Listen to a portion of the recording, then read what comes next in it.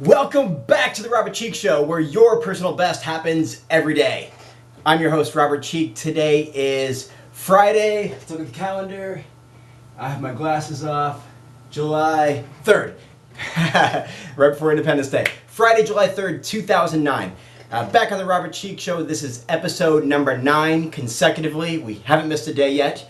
My friend Kevin Gianni, who recommended that I do this, suggested that I do this show, says, be sure to take weekends off. Take weekends off. I haven't done that yet.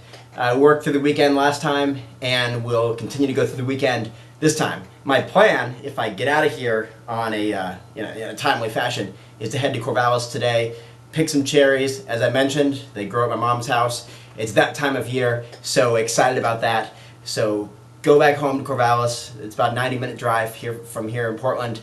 Go pick some cherries, come back, have posing class tomorrow morning with BAM, and then it's exactly a week before competition. So, fairly exciting time. Just came back from a chest workout today. Went to the gym with my friend Julia this afternoon. Well, kind of this morning, I guess. 11:30 to 1:30, something like that. But put up 3 wheels again. Decline bench over 300 pounds, 315. So, 345s on each side. It's heavy. I did get a little bit of a spot, but the guy who spotted me said, hey man, that was all you. Or maybe he said that about 275. I'm not sure. But either way, I did get a little bit of that spot. Keep it going, keep it going. But I did the majority of the work myself. Something that's fun for me to do. It's heavy. I like seeing that heavy weight on the bar and being able to push it with my upper body. My lower back's a little sore from training shoulders a couple days ago, just doing shrugs.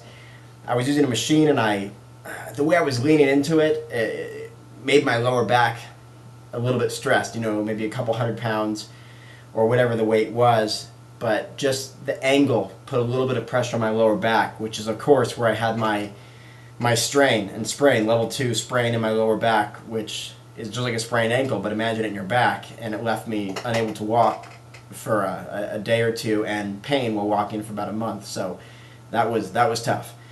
So I don't want to get there again. Got to be careful, but doing chest movements, no problem. It's just bending over. So even picking up a little 5-pound weight, forget about 45-pound weight, even a little weight, I've got to be careful every time I bend. Everything is deliberate, calculated movement in the gym. But it makes for great chest workouts, arm workouts, shoulder workouts. Those are fine. Just got to be a little careful when I turn my legs, train my back, and a few other muscle groups that do put a little bit of stress on that. So that's all out of the way, and excited for next week. It's going to be tough. Biggest competition I've ever done. So, Oregon State Championships, NPC, should be a lot of big boys there, and girls, men, women, a lot of big people there. It's not a natural show. Anything goes. I'll be natural, of course. I always have been, always will be, and we'll see how I fare against, competition that potentially isn't. I can't say that. Perhaps everyone in my class will be. You never know. So today's topic, after this long-winded intro, today's topic is, it came to me today, I was reminded to talk about this. I write about this a lot. I talk about it a lot. It's something that's part of my presentations that I give around the country. But I was reminded about it, this theme today on my website, as I saw a few people start to get upset about things, start name-calling, start belittling people, and even making threats and all this stuff on a website forum, the one that I run. And everyone who knows my website knows that it's all about a friendly atmosphere. I'd rather have 10 people who are friendly not going on there than 10,000 members who just get down on each other, call each other names, belittle each other, regardless of what their athletic background is or their vegan background is. I don't care. I want to be surrounded by positive people, because at the end of the day, how do we feel good about bringing people down, or belittling someone, or bullying someone, or calling someone name? How can we at the end of the day say, you know what, I feel good about me today because I made somebody else feel bad. I ruined someone else's day, so I feel good about that. You don't hear that very often. And so today's theme is about being considerate. I talk. One of my slogans is, be considerate, consider the alternative. What's the alternative? The alternative is being that person that we really don't like when we see in others. We see the person who's controlling, who's angry, who name calls, who is always right 100% of the time, and lets you know that, and also lets you know all the things they don't like about you, all the things that are about you that they think are inferior, or that they think are bad, or they think are silly, or they think are stupid, and they'll tell you about it. In fact, they'll tell you publicly, and then they'll tell you privately. And I don't think that's appropriate discourse to have. And what does it do? Well, it just makes people feel bad. There's this slogan I also use. So many of us try to raise our own reputation by lowering others. Well, why do we do that? How can we feel good at the end of the day, saying, you know what, today, again, like I said earlier, I feel good today because I made someone else know that they're inferior to me. And there's not a lot to that. We just sometimes, it's like the high school bully, I guess, or if you can kind of picture that or relate to that, the person who really goes through life just to raise their own reputation by lowering others. Like, hey, you should like me because this person sucks and this is why.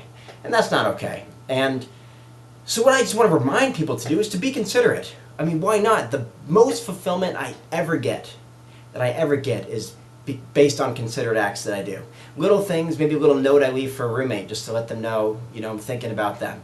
Or, buying something like a favorite fruit that I know my friend likes and leaving it for them. Or a compliment, or an email, or something that brightens someone's day, that's very considerate and thoughtful, and even little things, the little eye contacts, the please and thank yous, the how are you doing today, the sincerity, the authenticity behind it.